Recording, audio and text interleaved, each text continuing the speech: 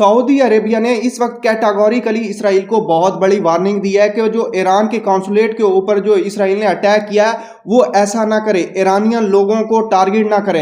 असल में मामला इस तरह हुआ कि ईरान का एक कॉन्सुलेट था सीरिया के अंदर, सीरिया जिसको हम शाम कहते हैं, शाम की जरजमीन के ऊपर ईरान का एक कॉन्सुलेट था। वहां का जो कैपिटल है दमस्कस, जिसको हम दमिश्क कहते हैं, वहां पर इसराइल ने एक एयर स्ट्राइक किया है। एयर स्ट्राइक के नतीजे में ईरान का इस्लामिक रेवोल्यूशनरी गार्ड ग्रुप का एक बहुत बड़ा कमांडर जो इसराइल और हमास वार को देख रहा था, उसको शहीद कर दिया गया। इसराइल स्ट्राइक्स ईरान कॉन्सुलेट इन सीरियाज कैपिटल दमस्कस।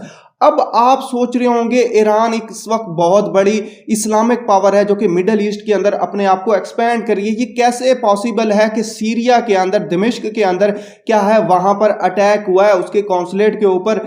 आपको इसके बारे में बहुत ज़्यादा इंफॉर्मेशन देंगे, आपको बहुत ज़्यादा इंफॉर्मेशन मिलने वाली है। इस वीडियो को लाइक करें, इस चैनल को सब्सक्राइब करें, इस वीडियो को अपने दोस्तों के साथ शेयर करें। अगर आपको मैप की समझ नहीं लगती तो पाकिस्तान को ज़हन में रखा करें, पूरा जो वर्ल्ड मैप है आपको क्लियरली समझ आ जाएगा। अब इसराइल ने अटैक किया सीरिया के अंदर उसके कॉन्सुलेट के ऊपर।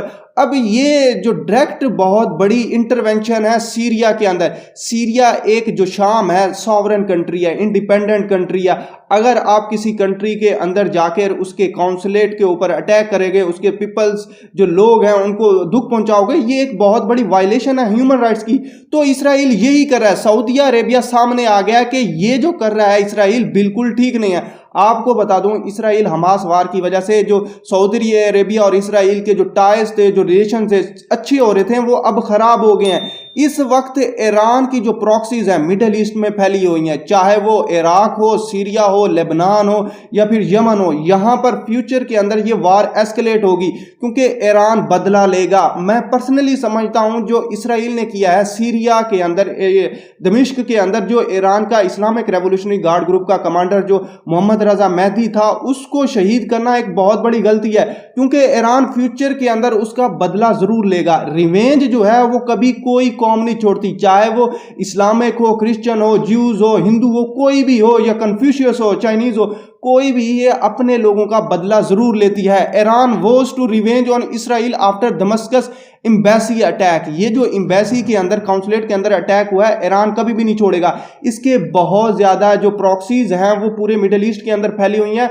और फ्यूचर के अंदर ऐसा भी कर सकता है, एक ड्रोन्स के जरिए एक ईरान जो लेबनान है वहां से एक बहुत बड़ा अटैक लॉन्च करे इसराइल के अंदर। इस तरह क्या है, पाकिस्तान भी बहुत ज्यादा सपोर्ट कर रहा है ईरान की। जो सीरिया के अंदर इसराइल ने किया है वो नाकाबिले कबूल है।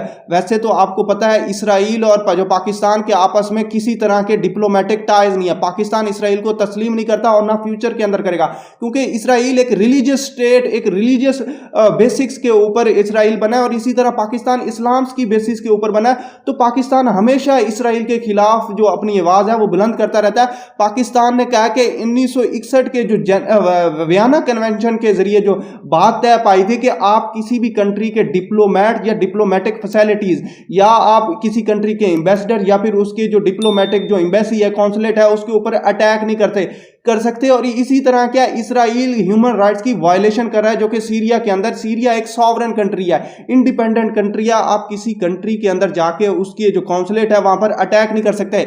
रशिया भी ओपनली वार्न कर रहा है, कैटेगोरिकली कर रहा है कि इसराइल जो कर रहा है ये अनएक्सेप्टेबल है, काबिल कबूल नहीं है क्योंकि इसराइल जो है इस वक्त तमाम ह्यूमन राइट्स को भूल चुका है। और रशिया का एक बहुत बड़ा इंटरेस्ट है सीरिया के अंदर, वो ये है कि सीरिया के अंदर, शाम के अंदर जो वहां का बिशारुल असद है उसको रशिया की बहुत ज्यादा सपोर्ट है और वहां पर क्या है, रशिया की एयर बेसिस है और वहां पर उसकी मिलिट्री डिप्लॉयड है। इसी तरह जो IS है, Islamic state of Syria and Iraq, ये जो एक इस वक्त जिसको हम दाइश कहते हैं, इसके खिलाफ रशिया बहुत ज्यादा एक्टिव रहा है। तो रशिया को डर है कि जो इसराइल कर रहा है ये नाकाबिले कबूल है। इसी तरह डायरेक्ट इन्फिल्ट्रेशन हो रही है जो आपस में एक लोगों के बुनियाद परस्तों की, क्योंकि ये एक बहुत बड़ी फ्यूचर के अंदर जंग स्टार्ट होने, क्योंकि धड़ाबंदी हो रही है। ईरान को सपोर्ट कर रहा है रशिया, रशिया को सपोर्ट करता है चाइना, और आपस में ये एक बहुत बड़ा ग्रुप है। इसी तरह क्या फ्यूचर के अंदर एक ग्रुप बन जाएंगे, और जो इस वक्त वेस्टर्न कंट्री है जैसे कि यूनाइटेड स्टेट हो गया, यूनाइटेड किंगडम हो गया, फ्रांस, ये जो इसराइल ने सीरिया के अंदर किया है वो इसकी मजम्मत नहीं कर रहे, वो सपोर्ट कर रहे हैं इवन के जेनोसाइड को गजा के अंदर जो हो रहा है। अब फ्यूचर के अंदर ईरान अपने लोगों का बदला लेगा, वो देखते हैं किस तरह लेगा।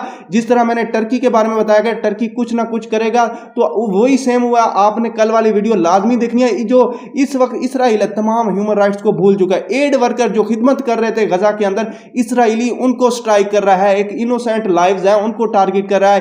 अब तक जो मिनिस्ट्री ऑफ हेल्थ है गजा की, पैलेस्टाइन की, उसके मुताबिक 34,000 से ज्यादा जो इस वक्त पैलेस्टीनियन है वो शहीद हो चुके हैं। और इससे पता चलता है जो मोहम्मद बिन सलमान है उसके इस वक्त जो इसराइल है उनके रिलेशन खत्म हो रहे हैं इसराइल हमास वार की वजह से, और जो बाइडन है वो कुछ भी नहीं कर सकता। फ्यूचर के अंदर देखते हैं क्या डेवलपमेंट होती है। उससे पहले कि इस चैनल को सब्सक्राइब करें और गजा को बिल्कुल ना भूलें, और फ्री पैलेस्टाइन के नाम से कमेंट बॉक्स में कमेंट लिखें। हमारे साथ जुड़े रहें। की watching, stay tuned with us. May Allah bless you. Allah Hafiz.